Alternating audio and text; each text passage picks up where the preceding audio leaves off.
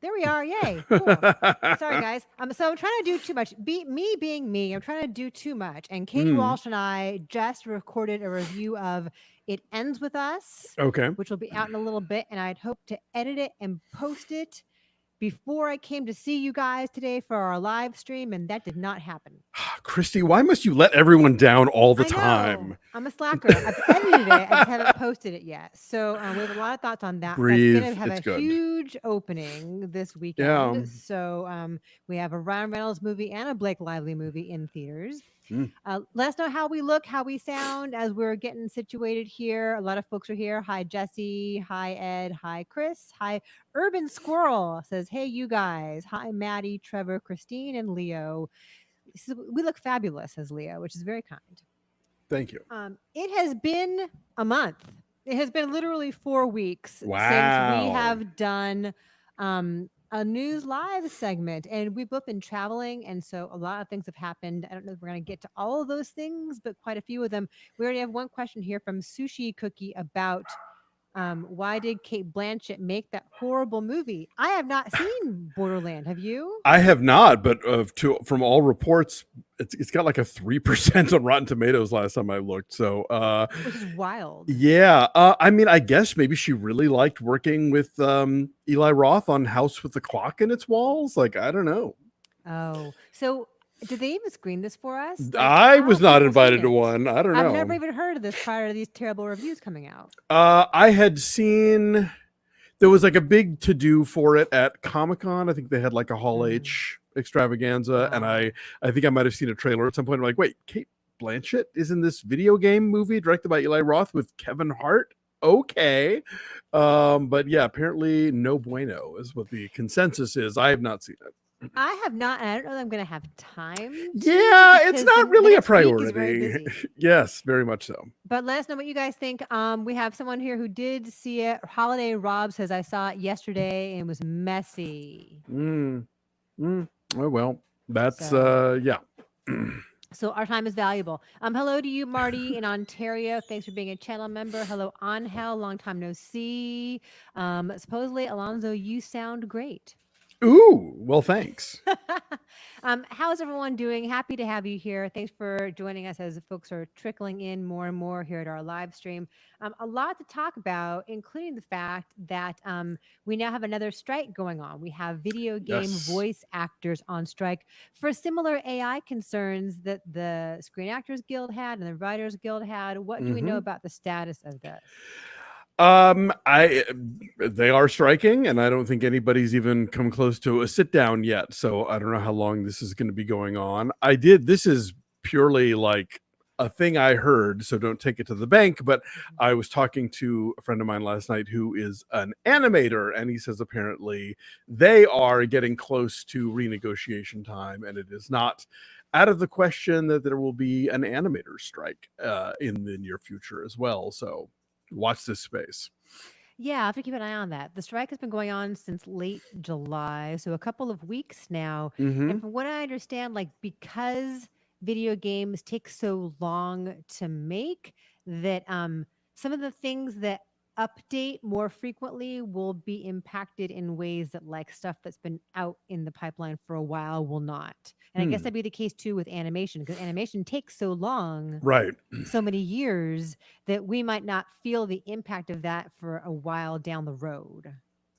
True. Yeah. No. No. That is true. The it's not the same sort of much less TV, but or even film. Like yeah, those things do take longer. But what the animator was telling me last night was that he feels like there's a lot that usually the people that would go from job to job, like they finish this one thing and then there's not necessarily something waiting for them afterwards. And he thinks that it's one of those things again where like when we were waiting to see if the Teamsters and IATSE were going to strike, where people are reluctant to launch into a new production thinking that there might be an imminent strike. So once those negotiations are completed and it's clear there isn't going to be, then I think we'll see a sudden upsurge in like new animated titles being announced. But as for the video game stuff, yeah, I think they probably operate under a similar timeline. And also with the video game stuff, that's interesting is that some of it has to do with like motion capture, right? It's not just them going into a booth and reading a script and putting a Right. performance with their voice. Like a lot of it is the physicality of creating the character that we then see in the game. So that's a Sure. whole other element that's thorny and complicated. Yeah, and I know, like, obviously there are cases where, and I don't even know where this enters into it, but I know there are a lot of video games that are like adapted from movies, or like, or tie-ins with movies, and they use the Oh. images and voices of the original actors. And so I don't know how, if they have separate agreements with SAG for their video game appearances than they do for their, TV film appearances. It's, anyway, we obviously support labor. Yeah. Yeah. Alberta says, guys, the volume between the two of you is very unequal. We can barely hear Christy. All right. Hold on. How is that? Is that better? I don't want to blast your ears out. Things look fine on my end as far as my little blips in the Riverside. Your little but green yeah, but if you say I'm too low, then, oh, trust me, I can get louder. Just ask. Nobody wants that. Teddy's here. Teddy says he just switched over from Olympic break-in, yo. Are they breakdancing to save the community center? If not, I don't want to watch. I just don't want to see it. It's just true. If it's for a medal, it somehow seems, I don't know, like they've sold out, man. It used to be about the art. Right. One of my my old AP colleagues, who was a longtime sports writer at the Associated Press, commented today that like it's kind of hard to believe that people doing the breakdancing will earn the same kind of medal as like Katie Ledecky and Simone Biles. Well, look, a medal is a medal. I mean, isn't chess an Olympic sport, or it was at one point? It was at one point. Yes. Olympic chess. All right, hang on. I'm going to Google it. You're making things up now. I don't think I am. That's really funny. But there's fencing. Fencing is a sport. There is a chess Olympiad, but it's not, I think, part of the Olympics. All right. Yeah, it's not included in the Olympic Games. Okay, yes, let's be clear. They have their own separate thing. Yes, Gage says thoughts on it ends with us drama. Yes, I guess there's some behind the scenes speculation as to a beef between Blake Lively and Justin Baldoni, who directed the film and stars in it as the hunky and abusive neurosurgeon. Yeah, apparently like they don't follow each other on Instagram. Like he follows her, but she doesn't follow him back, and they haven't been pictured together on the red carpet at any of the press stuff. And there's talk that Ryan Reynolds actually punched up some of the dialogue behind the scenes. There is one scene, if you guys see It Ends With Us, there's a scene where the two of them meet cute on this apartment building roof deck, and it does kind of sound like Ryan Reynolds. There's like a snappiness and like a deadpan kind of banter to it. Is he the guy who's in that video you sent me that Ryan Reynolds did? No, that's the other guy. That is the hunky chef who was her high school sweetheart. So yeah, he's the other guy. Anyway, there's a cute video out there. But yeah, this is Justin Baldoni, what Whitney Seibold would call the flawless rescue stud. He completely is, yes. But both have like a similar amount of facial scruff, so I can see your confusion. Okay. There you go. So there's a lot going on. We also want to talk about I don't really want to get into politics here. I really don't. But we have, a VP candidate on the Democratic side running with Kamala Harris. That is Tim Walz, Governor Tim Walz of Minnesota. I guess Saturday Night Live approached Steve Martin to play him. You already have Maya Rudolph playing Kamala like brilliantly. Yeah. She's grandfathered in. Yeah, but I guess Lorne Michaels approached Steve Martin to play Tim Walz, and he said no. He said, that is not a thing I think I'd be good at. And Tracy Letts. Jim Gaffigan. Or Jim Gaffigan. Yeah. or Andy Richter. Yeah. Yeah, I didn't even see Steve Martin at first. I mean, they both have white hair and glasses, but there are many options for like daddish Midwesterners. Yeah. Think outside the box a little, SNL. Come on. Yeah, so we'll follow that, and we'll have to see who it is that ends up playing. And who's going to play JD Vance? We haven't even dug into that yet. Like Adie Bryant would have been great, but she's gone, so I don't know. Oh, that's a really funny idea. That's perfect. Maybe they can bring her back for that. You think she'd come back for that? Maybe. That's really, really funny. We have a question for you, Alonzo, from Michael Radowski, who says, "How was the Bell Court? I was not in Ah, Nashville at that date and was so sad I wasn't able to see you. We'll be back soon." Also, Christy, we'll be visiting Nashville anytime soon. I have never been anywhere in the state of Tennessee, but oh I hear that Nashville's goodness. cool. Nashville's great. The Belcourt was wonderful. I had not set foot in that building in about 40 years, so it Oh, was different. They've made changes and added things, and there's a whole new snack bar, and the box office is in a different place, and all that stuff. But it was great, and I had a wonderful Q&A with Jason Shawn, and a lovely turnout. A lot of folks came. I had family there and old friends of ours who live in town. A high school friend of mine who I hadn't seen in a very long time, who lives in Nashville, showed up, so that was a nice surprise. Some people who listen to the show were there. Yeah, it was great. I had a blast. We are talking about maybe doing something virtual cool. in the near future, but as far as like when I will physically be back in Nashville, I don't know, but we'll keep you posted. Do It was they have lovely really though. fancy snacks now because they're like a fancy art house theater? They were pretty regular snacks, as I recall. But I had just had dinner, so I didn't really shop. So I don't know for sure. But I did discover the place in downtown Nashville, in the very touristy now downtown Nashville, which never used to be, amidst the Dirks Bentley and Kid Rock themed honky tonks. There's a little Goo Goo Cluster store where you can buy pretty fresh Goo Goos, and so that was nice. That was my candy hit for that trip. Nice. You don't want a stale Goo Goo cluster. It gets stuck in your teeth. You do not. That marshmallow gets real solid. You want it. You want it to be, pliable.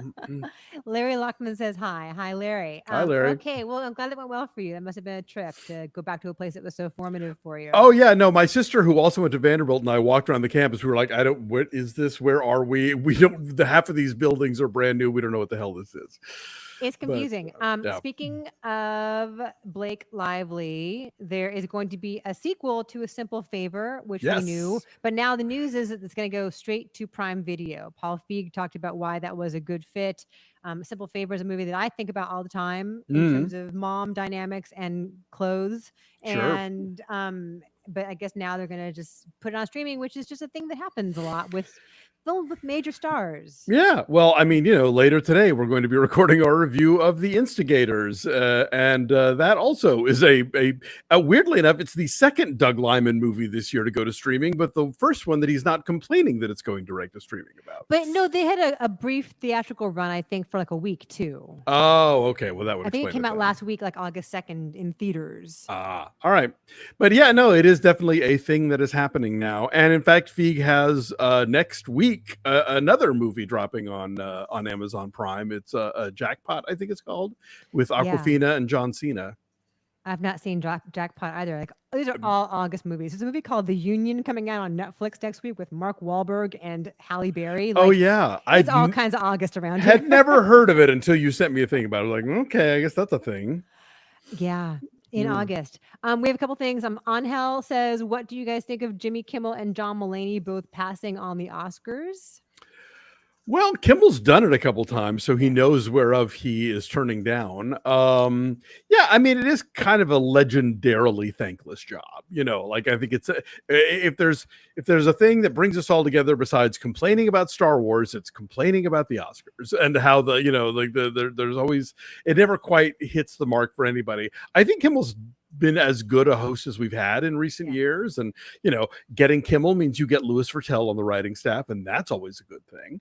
But yeah, I guess clearly they're both not having it this time around, so I guess the search continues. Yeah, John Mulaney was such a hoot in his brief little appearance last time. Yeah. And then that Netflix little live talk show he did was so popular that it just seemed like it might be a good fit.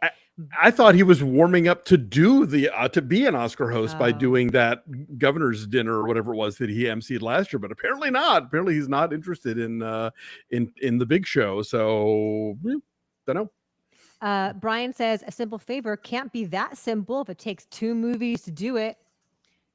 I think we get a new favor this time. In a different place. Yeah. But also A Simple Plan isn't all that simple either. That's the point of the title. That title lied to me. Exactly. Gage also asks, did either of you watch the Saturday night trailer? It looks like a great cast. Yeah, that brings us to something I wanted to talk about. I wanted to mention the Saturday night trailer.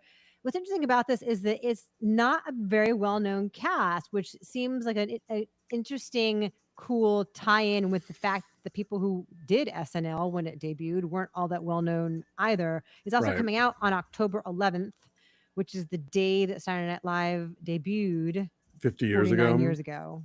Oh, 49. Okay. Yeah, I didn't watch the trailer because I try not to watch trailers. I saw the poster, which I don't understand why the MPAA is now suddenly letting you say the F word and the S word on a movie poster. I always thought the posters themselves also had to be cleared by them, but maybe not anymore. Yeah, it's like I worry about some uncanny valley here because you're right. It is mostly unknowns, but playing very well knowns, like we those people are all sort of iconic and were iconic in that moment.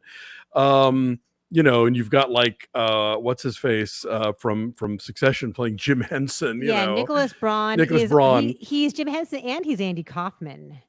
Oh, both? Oh, That's really? really good casting, I think. Ooh, okay. And Cooper Hoffman's in it. All right. Yeah, I mean, I'm intrigued. The fact that Jason Reitman has hit this point in his career where he's just sort of like sweeping up behind his dad's legacy is a little depressing for me. I mean, like he was out of the gate with stuff like Thank You for Smoking and Up in the Air. And then after, Labor Day tanked, it's like, okay, fine, I'll take over the Ghostbusters franchise. And now I'm going to do this movie that even though Ivan Reitman wasn't directly involved with SNL, obviously, he launched Bill Murray's screen career and Dan Aykroyd. So it's kind of like, all right, if this is what you're just gonna do now is be this guy, that is the heir, fine. It's an intriguing story and it is a cultural, touchstone and a turning point. We'll see how they pull it off. Yeah, we'll review it for sure. A couple things. Daniel asks, is direct to streaming a sign that a movie is bad or just mediocre? I don't even know that it has to do with any kind of artistic choices so much anymore as it is like business financial ones. Yeah. I mean, we both liked Axel F and thought that could have been a successful theatrical release, but Netflix was not interested in doing that. So, no, I don't think, Apple wanted Argyle in theaters first. So, So no. Yeah, or things will be in theaters for like a week before going on streaming. And if you catch it, great. So I don't even know. I think they're still trying to figure that out as a strategy, like how and when to deploy that. Yeah. Beyond the notion of like it has to be in theaters for a week or we can't get Oscar notice, like they haven't really sort of, no one has mapped out the scenario of what it means. So at this point, it's anybody's guess. I mean, there's a lot of stuff that is going straight to streaming. Yes, it is quite mediocre.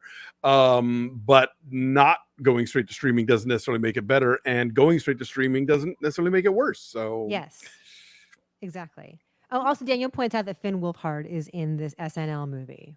Okay. But he's just an NBC page. But yes, I guess he probably is he and Nicholas Braun are the best known people. The guy playing Garrett Morris, and I always forget his name, was Lamorne Morris, but they're not related. Thank you. Yes, was in Game Night, and I thought he was very funny in that. He was also in. Is he in True Detective Night Country? He's in. No. He was in Fargo. He was in the most recent season of Fargo. Yes. Fargo. Yes. Yes. I'm conflating my violent detective shows that we have done on Patreon in my head. Along those lines, Jesse asks, Christy, are you and Alonzo familiar with the HBO series My Brilliant Friend? The final season's approaching. Might be something worthy of Patreon. I've not seen it. I've not seen it. Good to know. There you go. Thanks for that. So besides the Saturday night trailer, we also had a trailer for A Complete Unknown come out while we were gone. That is Timothée Chalamet as Bob Dylan. Are you sighing at the idea of this? Why? Well, first of all, just any music biopic right now, just sort of automatically gives me the heebie-jeebies because we've seen so many crappy ones in the last few years. I mean, this year alone, we had Bob Marley and Amy Winehouse, lest we forget. So a little skittish about that, but this is what, James Mangold, right? That's part of what's interesting about this That's to me. yes. So that's in the plus column, James Mangold. And Chalamet, like, knows that we the first as soon as we hear he's playing young Bob Dylan, everyone's first response is really, and so I think I'm going to give him the benefit of the doubt that he's going to surprise us all there. It's He's just actually that, singing. of course he is. I'm just generally speaking not a fan of the music biopic, and I'm a little skittish when I hear about a new one. But I live to be delightfully surprised. That's what this whole job is about. What's interesting about this for me is James Mangold made Walk the Line. Walk the Line, yeah. Right? Which is the foundation for so much of what happens in Walk Hard. Yes. Right? Walk Hard draws from a lot of different kinds of music biopic and a lot of different kinds of musicians' stories. But like the basis of it is totally. Yeah, it is the 0 hour to Walk Hard's Airplane. That's good. So so for James Mangold, then what is it, 20 years later now, to come back and do another very old-fashioned, sturdy, straightforward music biopic is interesting to me, because it's like, how do you reinvent that? Do you even try to reinvent that? Do you go back to what people know and love and just do it really well? I mean, there is a sense of like, step back, I got this, you know. I think also the fact that it's just about this sort of sliver of Dylan's life is my understanding, right? It's like right before he really takes off. Yeah. I think that's smart, because I think trying to do a Dylan movie is a fool's errand, if only because you're going to get compared to I'm Not There. But I think that, you know, again, and I say this about biopics in general, like it's usually much more interesting to focus on a chunk of a person's life than to try and cover the whole thing. So yeah, we'll see how it goes. Yeah, for sure. I am interested in that as well. So we will for sure review that when that comes out. That is, I think, Christmas. Yes. Okay. Something else to look forward to is going to be a Glengarry Glen Ross revival on Broadway, and it is star-studded. I mean, just so far, we know that Kieran, Culkin, Bob Odenkirk, and Bill Burr are going to be in it. So there have been many, many revivals of Glengarry Glen Ross on Broadway. That'll be fun. People. So that's coming out. By the way, for speaking of things that are coming up to be on the lookout for, dropping Sunday on MGM Plus, which I subscribe to just for this, is Hollywood Black, which is I think 4-episode miniseries from Justin Simeon and Forrest Whitaker. It is an adaptation of Donald Bogle's book of the same name about the history of Black influence in cinema, on screen and off. Part of the TCM series of books that includes mine. Can't wait to see this. I'm really looking forward to it. Justin Simeon is great. So that'll be fun. Alberto says it's pouring here in my city, which is Ottawa. Any suggestions for a good rainy day movie? Umbrellas of Cherbourg. Ooh, yes. Why not? Just go all in on it. Just embrace the rain. Yeah. That's what I would say. Couple other things I wanted to get to. There's going to be, speaking of music biopics, we learned today there's going to be an Air Supply movie called All Out of Love. Okay. Yeah, in the works from Legally Blonde director Robert Luketic. I don't know anything about Air Supply's backstory. I don't know what personal dramas they ever had to overcome. I don't know. Okay, do you have any fond memories of Air Supply music at all from your youth? They were just there on the radio. Like they were never a song I was dying to hear, but they were never so terrible that I'd change stations if they did, you know. So they're just sort of they're part of the background, I'd say, of my childhood. Did you slow dance to somebody with? No. I was young. I mean, but it reminds me of like, you know, going to the roller skating rink in the early 80s, and there was always like some like couples dance to Air Supply. Or it reminds me of like, you know, riding in the backseat of a car for a carpool in the morning. Totally FM radio back of the car music. Yes, no question. Totally. So I will see that. I don't know that there was any kind of conflict either, but sure, why not? Let's have an Air Supply movie. We're so thrilled that you are here with us. If we missed a movie news item that you were thinking about, leave it in the comments. We're going to talk about The Instigators today. And then, of course, Katie and I have a talk about It Ends With Us. And then over at our Patreon, we're going to do the first couple episodes of Time Bandits. We're catching up with that. Yeah. Plus, if you are a member of our Patreon, the vote was very, very close. Yes. On our Faye Dunaway off the menu poll. I think it must have been just like one vote, maybe, that separated the winner from number 2. But Network is a movie we're going to review from Faye Dunaway. So if you're not already a subscriber, you can be at patreon.com/BeFastAllDay. And you should. And you should. All right. Well, thanks for being here, guys. Have a great rest of the week and good rest of the weekend. And we'll be back next week. I think we're here. I mean, well, you're gone again soon, aren't you? At the end of the month, I'm going to Venice for a week. Yeah. Yeah. So I think somebody up in the comments asked, Alonzo, are you going to Venice? I am. And you are. I am still waiting to hear. I'm only going for the first half, and I'm hearing that they're going to be a lot of the big stuff might not appear until later in the festival, which is kind of new and different because it used to be all the big stuff happened before, like Toronto and Telluride happened. So I'm going, but I might miss like Joker or Almodovar. Like I'm hearing rumors that some of the big stuff was going to happen in the second half, and I will be gone already. So we'll see. So what are you looking forward to seeing then that you can see? I don't know yet. I mean, the only thing I know I'm seeing is Beetlejuice because it's opening night. Beyond that, it's all a crapshoot. So we'll see what happens. Okay. Oh, and Christian Corbett points out something that I saw in passing before we met up here, that Joaquin Phoenix dropped out of Todd Haynes' new film. Yes, that's a bummer. 5 days before production. Wait, so what's that about?